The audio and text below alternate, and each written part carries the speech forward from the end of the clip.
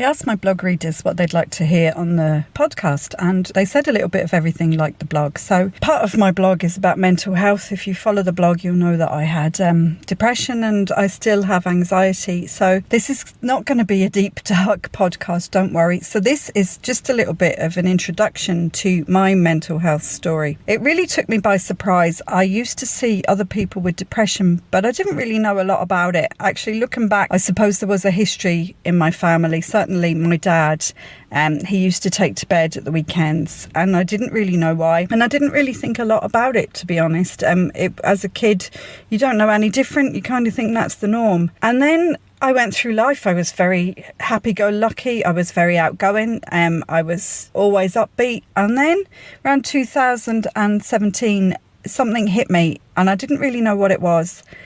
And I remember just feeling very down all the time. I didn't want to do anything. I had no energy. Now, there was a lot going on. My lovely daughter moved out of home and started college. And we're best bud, we have a really good relationship. And I suppose I missed the late night chats. I missed the going for coffee. I missed having another female in the house, I suppose. The lads are brilliant. And I have a great relationship with both my husband and my son.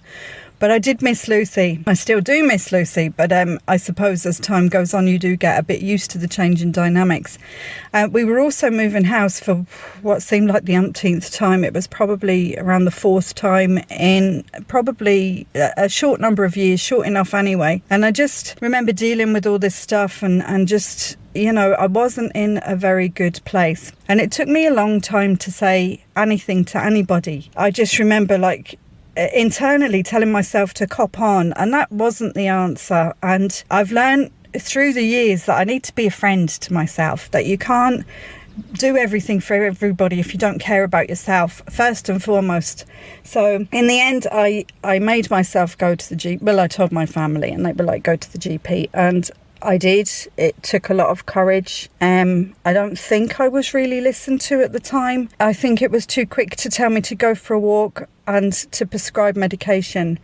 But there was nothing really done about finding the root cause. I suppose I was referred to counselling, but there are long waiting lists, or there were then. I've since found places where there is no waiting list, which I'll tell you about at the end of the blog. So I was on meds.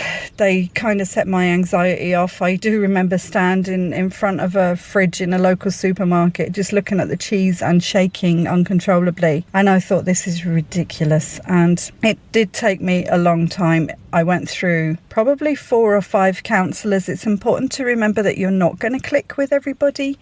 And I was wound up by a lot of them. There was one that yawned nearly all the way through the session. There was another one that kept checking her phone. This could be all on me, not on them. When you're not in a great place, I think you overanalyze everything.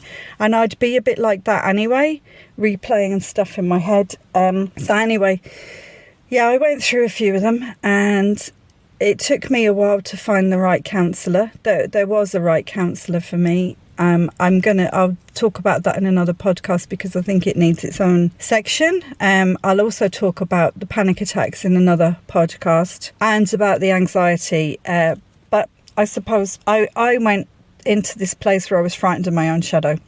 I remember walking through town with my hood up, and I would be worried if anybody said hello to me.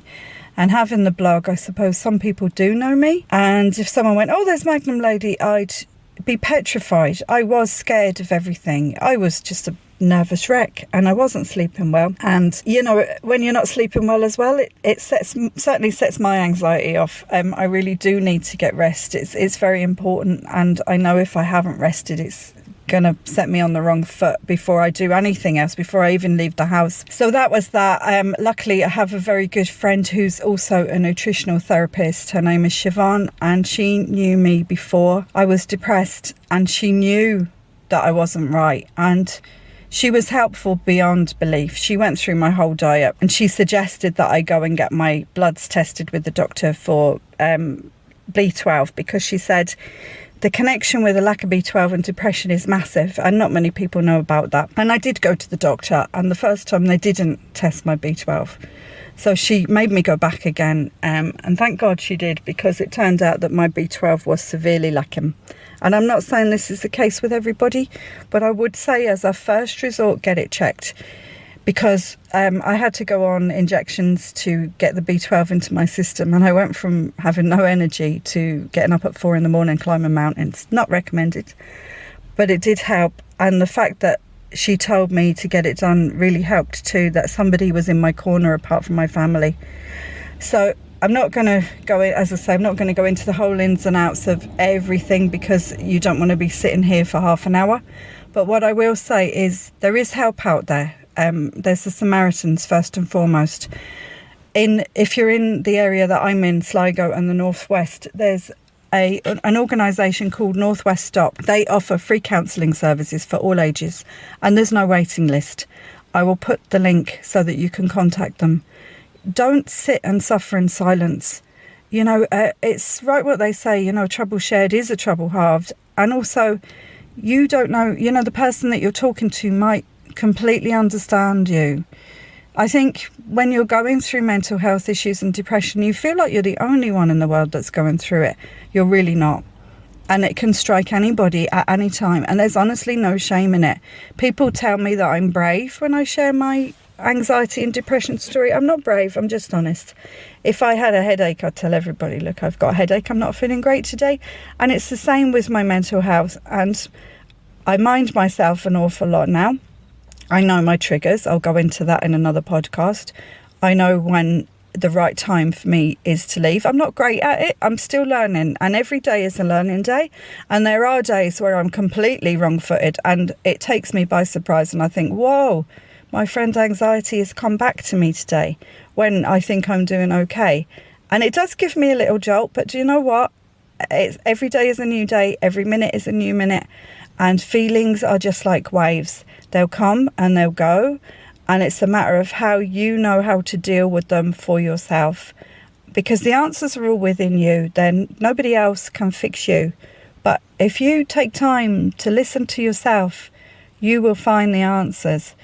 So I've mentioned Northwest Stop. I've mentioned the Samaritans. There are also a lot of other organisations out there. Another one that helped me so much was Having a Laugh, the charity.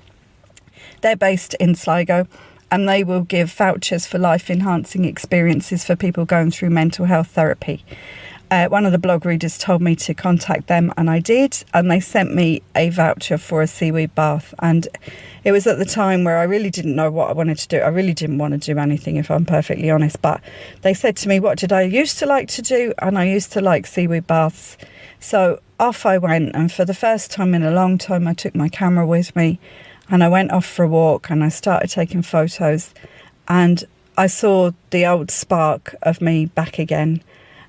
Excuse the church bells if you can hear them in the background. This very high-tech podcast is me sitting outside of a church. So anyway, yeah, Having a Laugh, I will put the link in for you. But please remember, you're not alone. You will get through it. You might even come out a better person. To be honest, I'm quite grateful for what I went through, because it's taught me to be a lot more understanding of people, that you never know what anybody's going through. People can smile. And this really gets me, like when you see photos of people with depression, they've all got their head in their hands. It's not like that. It's really not like that. You're plaster on a smile. You leave the house. You look like there's nothing wrong with you.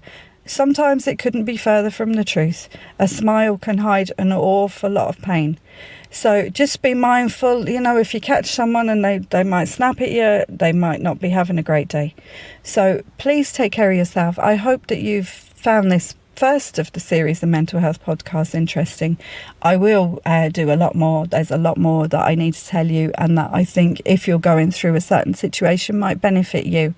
And just take care of yourself, mind yourself, and be your own best friend.